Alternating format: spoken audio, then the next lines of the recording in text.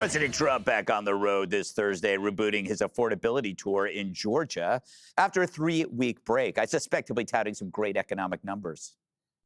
Great financial numbers you saw, low inflation, very low inflation. Prices are down, way down. Gasoline is less than $2 in many places, gallon, which nobody expected to see, but I did. It was weird. Going by the initial expression of drill, baby, drill, as goes gasoline and oil and gas, and so goes the rest of other products. We inherited a mess, and we've brought our country back very, very powerfully. Wow, he sounds like he's a little plugged up there. So Trump's message, pretty clear, but it looks like the Democrats can't even pin down a so-called talking point.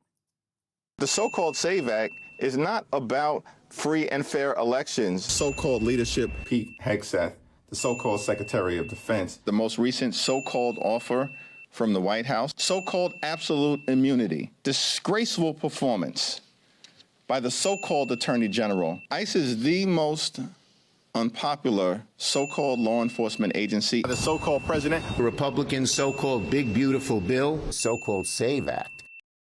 You know what's great, Dana? They always find one word, and then they squeeze all the juice out of it, and then they wonder why no one listens to them anymore. That was beautiful. So Punchbowl News originally talked about it the other day. They were like, he says so-called. What it's meant to do is undermine everything. Yeah. It's like, well, actually, it is called the SAVE Act. When I worked on not Capitol Hill, for the Bush White House, we had the Clear Skies Act. And every environmental reporter would call it the so-called Clear Skies Act. And I'd call them and be like, actually, it's called the Clear Skies Act. President Trump doesn't have to do that because his way with words is more direct. Mm-hmm. And if you think about Pete Hegseth, is there a doubt that he is the Secretary of War? Like, why are we calling him the so-called Secretary of War? That one's pretty obvious. It also goes back to the shutdown, back and forth. One of the things I said yesterday, just to repeat myself for your benefit. Why, thank you.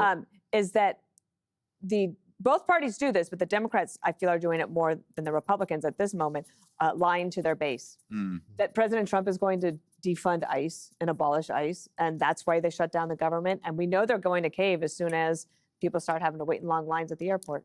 The so-called shutdown. Exactly. You know, Harold, yes, sir. I will give credit to the Dems for initiating the affordability debate.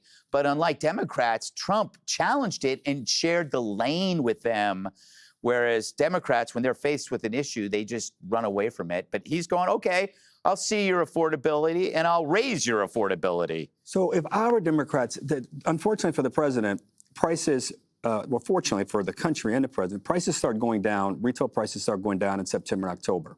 But one of our home newspapers here, the Wall Street Journal, front page of the day, the middle of the page says, companies beset by costs are jacking up prices again. The article goes on to say that electronics, appliances, blueberries, blue jeans, furniture, and bedding, and having bedding stuff for your bed, for having someone looking at buying a new refrigerator, I can tell you prices are going up. And they point to tariffs, healthcare costs, and higher wages. Now, I listened to President Trump earlier, and again, Democrats, I don't understand why we're talking about so-called and why we're talking about the SAVE Act. What matters most to everyday Americans are Greg, you said it well, Democrats pushed the affordability thing. Now they're running away from it. But if you're going to run to it, you have to run to it with answers. President Trump made a point today calling out Governor Wes Moore. He thought that the federal government could do a better job of helping to clean up the sewage in the Potomac. If he and Governor Moore can work together, if he and the Governor Moore can work together, that'd be great. I've said all along, and Jesse and I agreed, I think we all agreed around this table, the red tape that's happening in your state, California, around rebuilding homes and getting insurance money from these insurance companies, I would love for a version of the National Guard that can go in and combat is a strong word, but deal with and get the red tape out of the way with regard to insurance companies. We could do that. Dana, we talk about education all the time. Wouldn't it be great if we had a National Guard of educators that we can go in these states and raise reading rates, raise the math efficiency and proficiency? That's what I hope the president's doing. Math by gunpoint? Count these bullets, and if the president doesn't give these ideas and these answers, Democrats, that's what we ought to be doing. Instead of talking about so-called things, let's talk about actual things. Well, the State of the Union is just a week from today. The State of the Union is a week from today, where the president has an open field to lay out all the suggestions. But these prices are going up. I mean, but the prices are going up, and someone's got to address them. I think we're moving to tariffs we would be one way to do it. also know that if the president brought the National Guard there to focus on education, then the teachers' unions would be going toe-to-toe. What variation? You know what I mean? I mean, no. I'm just saying. I'd support it. I'm just saying you would because you're a reasonable one. I think a reasonable one. But sure, it's true. It's true. I would say this though. Harold is onto something that the Dems are running away from affordability. And I think they know what most of us know. The economy is going to catch fire. It's already beginning to happen right now, and people are starting to get their refund checks because of the big, beautiful bill. They got more money in their pocket. It is interesting that the Democrats say affordability, and they say, they want to make life better for people. But all of the shutdowns is around illegals. The first shutdown was about health care for illegals. Right. The second shutdown was about ICE, and Tom Homan has taken that off the table, and now they're fighting for the illegals to vote. And it's so interesting. That's a great point. They say affordability on one hand, but their vigor is Jesse never would have come up with that through line. Hey. I'm so glad he's I on need vacation. more chocolate on this set. That's what it is. I thought that was Jesse. Boy, all right, right. Well, he had been at the beach for Resemblance.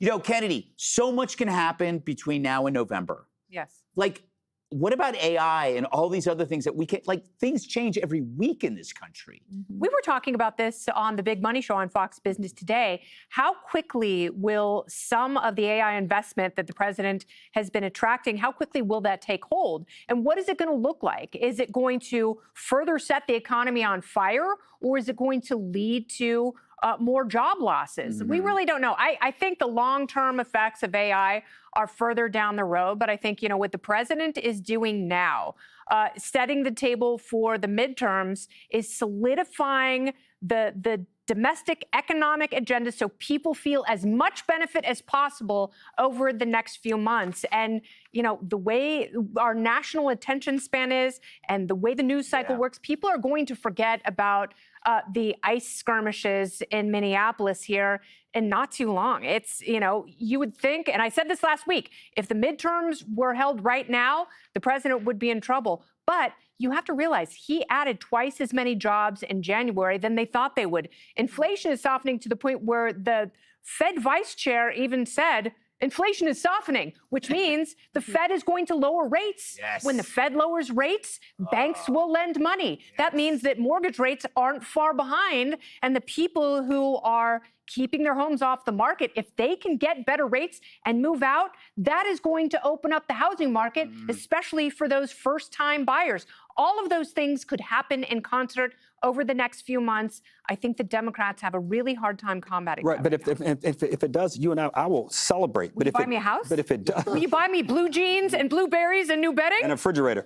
and if it doesn't happen, I think we can all agree the Republicans are going to have a lot of answering to do.